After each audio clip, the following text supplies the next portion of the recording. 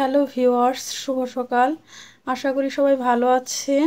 আজকে তিনটে স্পেশাল জিনিস রান্না করেছি, সেজন্য এই ভিডিওটা ধারণ করা। প্রথমেই রান্না করেছি সজনে ডাল, নিরামিষ সজনে ডাল। এই গরমের মধ্যে খেতে খুবই ভালো লাগে। এটা দেখেন খুব ঘন করে রান্না করেছি, সজনে দিয়ে রান্না করেছি। প্রথমে মুগ ডালগুলো হালকা ভেজে নিয়েছি, তারপর পরিমাণ মতো জল দিয়ে সেটাকে ভালো করে সিদ্ধ করেছি। সিদ্ধ করা হয়ে গেলে তারপরে সেটাকে একটু নাড়া দিয়ে ডালগুলো ভেঙে লবণ এবং কাঁচামরিচ অ্যাড করে দিয়েছি এবং হলুদের গুঁড়া অ্যাড করে দিয়েছি এবং সজনেগুলো ভালো করে কেটে ধুয়ে সেখানে দিয়ে দিয়েছি। তারপর এগুলো যখন সিদ্ধ হয়ে গেল তখন ফোড়নের মধ্যে এই যে দেখতে পাচ্ছেন দুটো শুকনো মরিচ দিয়েছি এবং আদা ছেঁচে দিয়েছি, নট পেস্ট, আদা ছেঁচে দিতে হবে, এবং পাঁচফোড়ন দিয়েছি। দারুণ অসাধারণ খেতে এই ডালটা, যে কোনো ভাজির সাথে খেয়ে দেখবেন, অসাধারণ লাগবে। আরও দুটো আইটেম আমি আপনাদেরকে দেখাচ্ছি ভিউয়ার্স। তারপরে রান্না করেছি পটল এবং আলু দিয়ে কাতলা মাছের ঝোল, এবং এটা রসা টাইপের রান্না করেছি। একটু আর কি ঝোল, একটু ঝোল কম কম ভাব থাকবে। তো এটা আমি রান্না করেছি। প্রথমে মাছগুলো একটু কড়া করে ভেজে নিয়েছি, তারপরে যে আলু এবং পটল এগুলো হালকা করে একটু ভেজে নিয়েছি। তারপরে তেল দিয়ে, অল্প একটু তেল দিয়ে, তারপরে সেখানে দুটো শুকনো মরিচ এবং জিরা ফোড়ন দিয়েছি।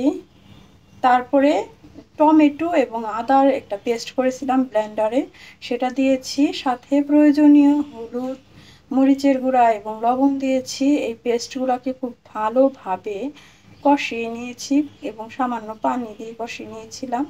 তারপরে ভেজে রাখা আলু এবং পটলগুলো আমি দিয়ে আবার কষিয়ে নিয়েছি এবং প্রয়োজন মতো জল অ্যাড করেছি। জলের পরিমাণটা একটু কমে দেবেন, যেহেতু সবগুলো আগে থেকে ভেজে রাখা। পরে একটু ঢেকে দিয়েছি। যখন তরকারিটা ফুটতে শুরু করেছে তখন আমি ভেজে রাখা মাছ দিয়েছি এবং নামানোর ঠিক 2 মিনিট আগে আমি গরম মশলার গুঁড়া এবং ভাজা জিরার গুঁড়া অথবা শুধু জিরার গুঁড়া অ্যাড করেছি। তারপরে আমি পেয়ে গিয়েছি এত সুন্দর একটা ডিশ। আপনারা অবশ্যই বাসায় এটা ট্রাই করবেন। এখন পটলের সিজন চলে এসেছে, তো পটল দিয়ে আজকে প্রথম আমি রান্না করলাম গরমের সিজনে, তাই ভিডিওটা আমি আপনাদের সাথেও শেয়ার করলাম, আপনারাও এটা করবেন।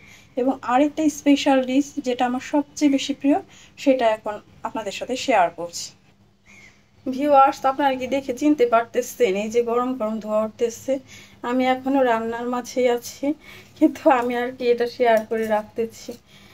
এই যে দেখেন, এটা কি চিনতে পারতেছেন? এটা আমি রান্না করেছি, মুড়ি ঘন্ট রান্না করেছি। মুড়ি ঘন্টটাকে কিভাবে রান্না করে আমি জানি না, তবে আমাদের এলাকাতে এটা পোলাও চাল দিয়ে রান্না করা হয় এবং মাছের মাথা থাকে। তো আমি কি করেছি, এই যে দেখতে পাচ্ছেন বড় বড় দুইটা লেজ, এগুলো হলো একটা কাতলা মাছের লেজ এবং রুই মাছের লেজ, এবং কাতলা মাথা আছে, কাতলা মাছের মাথা এই যে দেখা যাইতেছে। তো এখন কিভাবে রান্না করছি সেটা আপনাদেরকে বলি। প্রথমে আমি 1 কাপ মতো চাল বা হাফ কাপ মতো চাল, সম্ভবত একটু বেশি করে নিয়েছি, এটা সুন্দর করে ধুয়ে নিয়েছি। ধুয়ে রাখার পরে তারপরে কড়াইতে তেল দিয়েছি, তারপরে হলো তেজপাতা, শুকনো মরিচ এবং জিরা ফোড়ন দিয়েছি এবং সেখানে আদা ছেঁচে দিতে হবে, অবশ্যই পেস্ট না ছেঁচে দিবেন। তারপরে যখন মানে ফোড়নটা চলে আসবে তখন আপনারা পোলাও চালটা দিয়ে দিবেন এবং পোলাও চালের সাথে প্রয়োজনীয় লবণ, হলুদ এবং মরিচের গুঁড়া অ্যাড করে দিবেন এবং সেটাকে খুব সুন্দরভাবে ভাজতে হবে। ভেজে যখন সুবাস বের হবে তখন সেখানে প্রয়োজনীয় জল অ্যাড করে দিবেন। জল বলতে আর কি, চালটা সিদ্ধ হওয়ার জন্য যে পরিমাণ জলের দরকার সেটা সেটা আপনার মানে গরম জল দিলেই অবশ্যই ভালো হবে।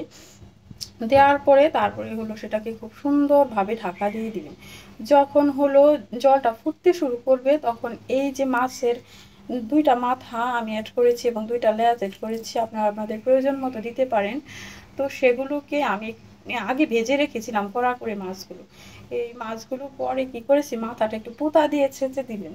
এটা একটা টেকনিক, যদি পুঁতা দিয়ে ছেঁচে দেন তাহলে কিন্তু মাছের যে একটা মাথার ফ্লেভার সেটা মানে পুরা মুড়ি ঘন্টতে খুবই স্প্রিড করবে, ভালো লাগবে। তো তারপরে যখন ফুটতে শুরু করছে সেগুলো দিয়ে দিলাম, দিয়ে দেওয়ার পরে তারপরে আবার এটাকে ঢেকে দিলাম। তারপর চালটা যখন সিদ্ধ হয়ে এসেছে এই যে, তখন হলো আমি গরম মশলার গুঁড়া এবং জিরার গুঁড়া অ্যাড করে দিয়েছি। এটা নামানোর 2-3 মিনিট আগে দিবেন। এবং আরেকটা জিনিস অ্যাড করবেন, এটা একটা টেকনিক মুড়ি ঘন্টাতে আমি নিজে ট্রাই করেছি, সেটা হলো আদা তো আগে ফোড়নের মধ্যে দিয়েছেন, লাস্টের বার যখন মানে গরম মশলার গুঁড়া এবং জিরার গুঁড়া দিবেন তখন আদাটা আবার একটু চেঁচে দিবেন।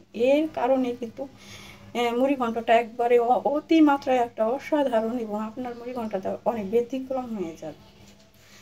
এবং আরেকটা জিনিস বলতে ভুলে গেছি, সেটা হলো গরম মশলা, আস্ত গরম মশলা আপনি অবশ্যই ফোড়নের মধ্যেও কিছু দিয়ে দিবেন। তো এগুলোর পরে আমি এত সুন্দর একটা ডিশ পেয়েছি, এই যে এটা খালিও খাওয়া যাবে, ভাতের সাথেও খাওয়া যাবে, অসাধারণ অসাধারণ। আপনারা অবশ্যই ট্রাই করবেন। কোনো রকমের পেঁয়াজ রসুনের ব্যবহার আজকের আমার কোনো রান্নায় হয়নি, অথচ আমি পেঁয়াজ রসুনের ব্যবহার ব্যতীত কি সুন্দর করে এই 3টা ডিশ রান্না করলাম। সবাই ভালো থাকবেন, সুস্থ থাকবেন, শুভকামনা। সাবস্ক্রাইব করে দিন।